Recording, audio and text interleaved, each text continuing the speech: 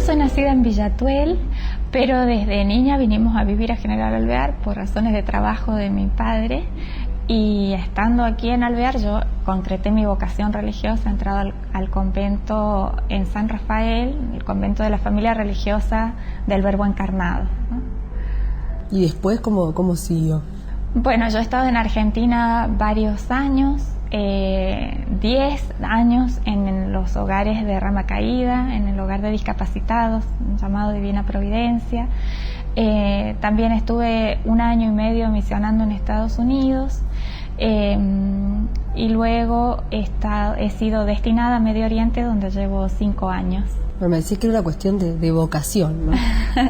Ciertamente, nosotros sobre todo a esas misiones difíciles, donde, por ejemplo, las misiones que están en guerra, los superiores de nuestra familia religiosa piden que las mismas hermanas nos ofrezcamos, las que quieran ir a esos lugares, las que sienten inclinación para misionar allí, se ofrezcan. Por eso nosotras estamos convencidas que es lo que Dios le pide a cada una personalmente, y por eso en mi caso pedido seré destinada para esa misión.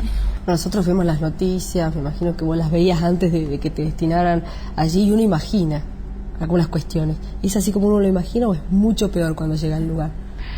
La realidad de la guerra uno no se la puede imaginar hasta que no la vive. Puede tener ideas aproximadas, pero nunca uno llega a hacerse una idea acabada de lo que significa vivir en guerra y de cómo la realidad de la guerra empapa cada aspecto de la vida cotidiana, de la vida personal, de la vida del pueblo, de la vida de la sociedad, allí particularmente de la vida de los mismos cristianos con los que nosotros tenemos contacto, ¿no? Es una realidad terrible, y tampoco uno puede acostumbrarse a esa realidad. Nosotros la vivimos cotidianamente. Todo el tiempo estamos escuchando explosiones, viendo las bombas como caen por la ventana de nuestra casa, se nos abren las ventanas y las puertas por las presiones de las explosiones, o encontramos los estuches de las balas en la puerta de la casa, en la terraza, y se convive con eso porque es nuestra realidad y todos los días son así, pero uno no puede acostumbrarse a vivir de esa manera. Bueno, y hay niños que han nacido en guerra ya. Por supuesto, la guerra lleva en Siria 4 años y medio, entonces hay niños que la única experiencia de vida que han tenido es la vida en medio de la guerra. Nosotras trabajamos en una residencia para jóvenes universitarias cristianas. Hay jóvenes que han completado su carrera en medio de la guerra, estudiando bajo el estruendo de las bombas. María, ¿y cómo se convive con la muerte también? Porque es permanente. La muerte tenemos la posibilidad de encontrarla a cada paso.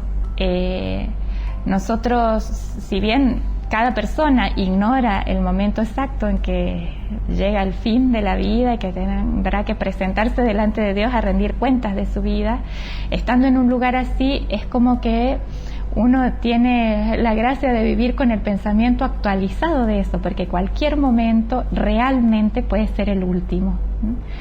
Entonces, en esa situación, lo que uno intenta es aprender a valorar realmente las cosas. ¿Cuáles son las cosas por las que vale la pena preocuparse? ¿Cuáles son las cosas por las que vale la pena entregar la vida? ¿Cuáles son las cosas por las que vale la pena esforzarse? ¿Vale la pena quejarse si tengo la muerte a la puerta de mi casa? Quejarse por una insignificancia, negar un acto de bien, un favor a una persona, aunque me implique una renuncia pequeña, un sacrificio de mi parte, ¿no?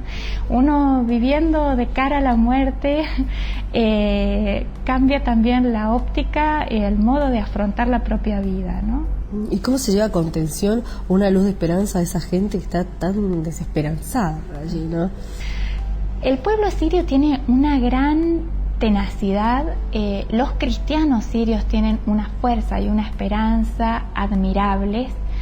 Es un pueblo que no se deja vencer por la dificultad ni por la tristeza, a pesar de que sufren grandes dificultades, pérdidas de seres queridos, personas que están combatiendo en los frentes de lucha, personas que han perdido todo. Si los rebeldes han entrado en sus poblaciones, han tenido que irse caminando, dejando casa, pertenencias.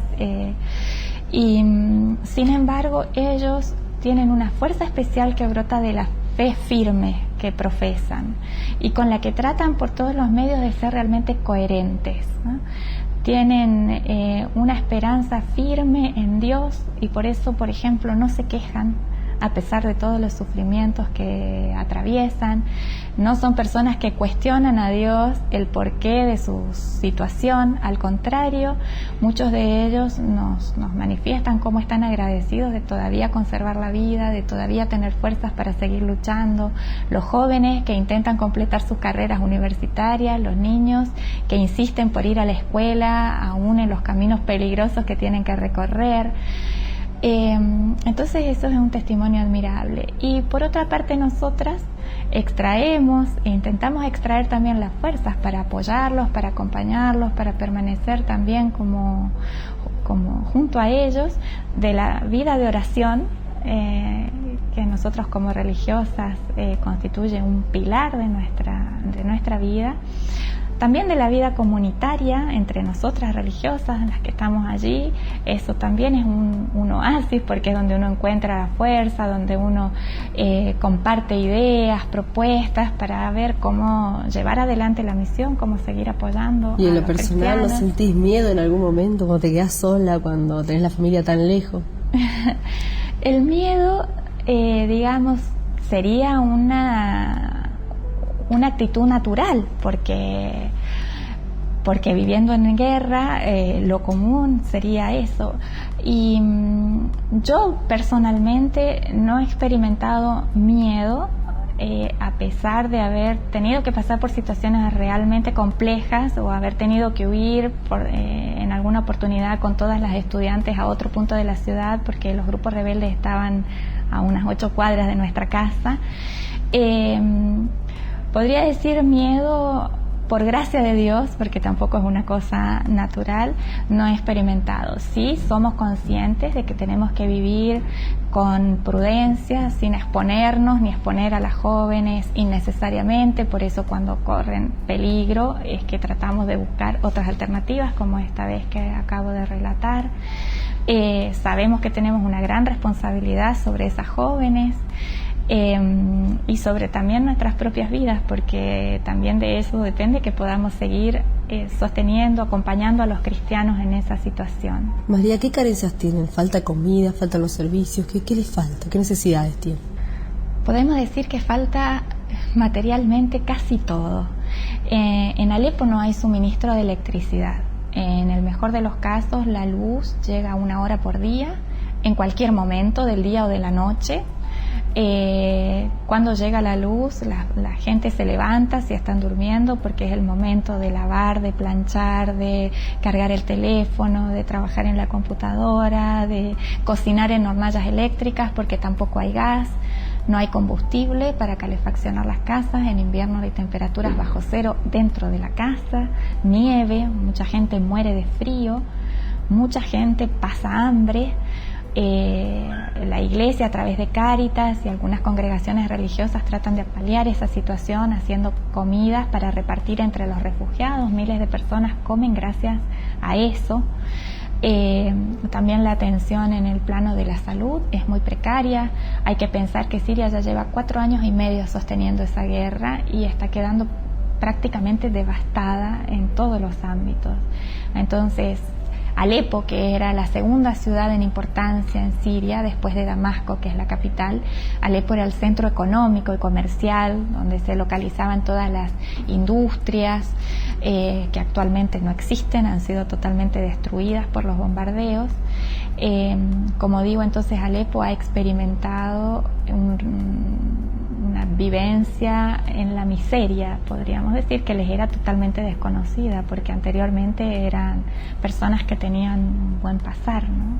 Pero recién hablabas de los refugiados, y hace muy poquitos días veíamos la foto de un nene que había muerto ahí en las playas y que realmente conmovió al mundo. Ustedes me decían que es habitual para ustedes eso.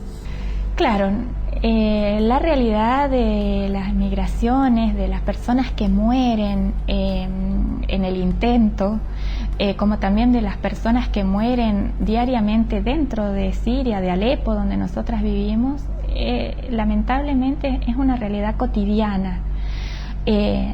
Pensamos que puede ser realmente positivo que esta difusión que se le ha dado a este caso particular para concientizar al mundo cómo es la realidad concreta de qué es lo que sufren las personas concretas de carne y hueso que pasan por esa dificultad, ¿no? Pero esa es la realidad habitual. Nosotros convivimos con ese tipo de experiencias que lamentablemente después de un tiempo dejan de ser noticia, pero no significa que dejen de suceder. ¿Y cuál sería la solución? ¿Por dónde ves la salida? Humanamente es una situación terriblemente compleja, donde se juegan muchísimos intereses de distintos factores, intereses de todo tipo, políticos, económicos. El Santo Padre ha dicho, y nos parece una opinión acertadísima, que esta guerra no va a concluir hasta que no se dejen de proveer armamentos a los rebeldes. De ahí ellos toman su fuerza. Pero también sabemos lo difícil que es lograr eso, ¿no? Porque hay realmente muchos intereses detrás. Pero no vemos sinceramente otra alternativa fuera de esta para que el conflicto termine.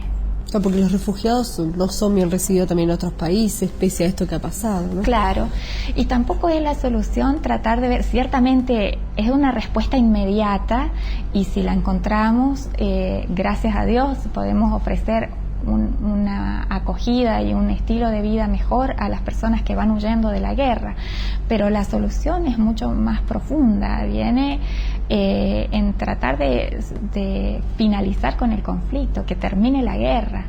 Los refugiados están saliendo de Siria no porque les guste ir a vivir en otro lugar, ellos aman su país y en general vivían felices, personas que tenían trabajos, era un país próspero, en Siria no había deuda externa, había fuentes de trabajo, es un país que tiene recursos.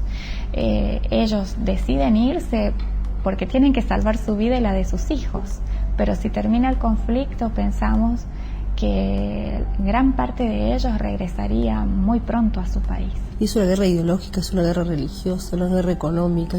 ¿Dónde está el trasfondo? Podemos decir que se mezclan todas las causas, ¿eh? Las informaciones a veces son un poco desfiguradas. Nosotros como religiosas tampoco pretendemos hacer un análisis complejo porque no es nuestro ámbito de la situación política, sobre todo de este conflicto, pero podemos afirmar ciertamente que se mezclan muchísimos factores, como dijimos antes, políticos y económicos sobre todo, ¿no? Y hay muchos que están interesados en que esa guerra no termine porque reporta ciertos beneficios. ¿Qué te pasó cuando volvés a Alvear? Bueno, por un lado, volver significa un descanso, hasta naturalmente, en el sentido que uno vuelve a vivir una vida normal, sin tener de trasfondo todo el tiempo el ruido de una explosión, la vista del humo que se eleva de las bombas que caen, pudiendo caminar por la calle tranquilamente, estar en el patio de la casa sin el peligro de que caiga una bala, disfrutar en familia. Cuando ves a tus sobrinos, por ejemplo.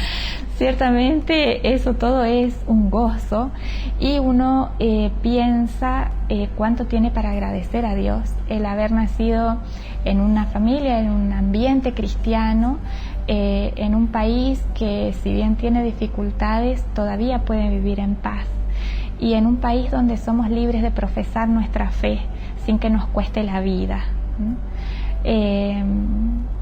Por eso también pensamos cuánto nosotros debemos, los que tienen la posibilidad de vivir aquí, reforzar nuestro compromiso con la fe, con la solidaridad de los que necesitan, porque hemos recibido tantas cosas de un modo tan gratuito.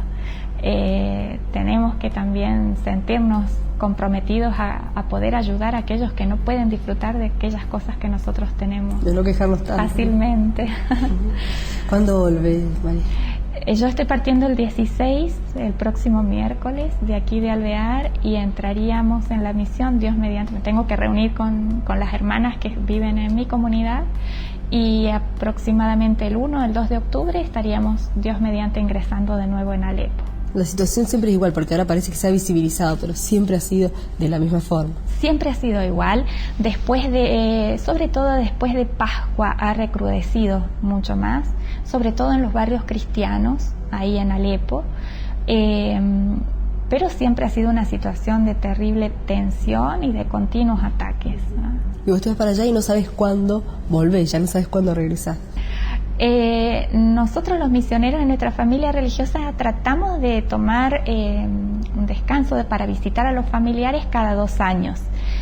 Eso intentamos. Estando en estos lugares es más imprevisible porque nunca se sabe, la situación es inestable, si es que vamos a poder viajar, si recrudece mucho el peligro en los caminos, no salimos, tenemos que ir viviendo al día, digamos. La intención sería en 2 años regresar a visitar a la familia, si es posible. ¿Y qué dice tu familia? Bueno, mi familia es un deber para mí agradecerles. Nosotros no podemos ofrecernos a esos lugares en nuestra familia religiosa si nuestra familia se opone. Cuando yo he consultado a mi familia sobre mi deseo de ofrecerme para ir a misionar en Medio Oriente hace casi 5 años atrás, no solo que no se opusieron, sino que me han manifestado su apoyo, tanto mis padres como mis hermanos, mis cuñados, y me consta que hasta concientizan a sus niños para que recen por Siria, para que hagan sacrificios por la paz en Siria, por los cristianos en Siria. Y eso para un misionero es una fuerza increíble, y uno puede estar en la misión con la tranquilidad de saber que su familia, aunque sufre, porque no se nos oculta que significa una renuncia, comparten nuestro punto de vista y respetan nuestra decisión y nos apoyan y nos sostienen con sus oraciones y con lo que está a su alcance. Oye, muchas gracias. Gracias a ustedes.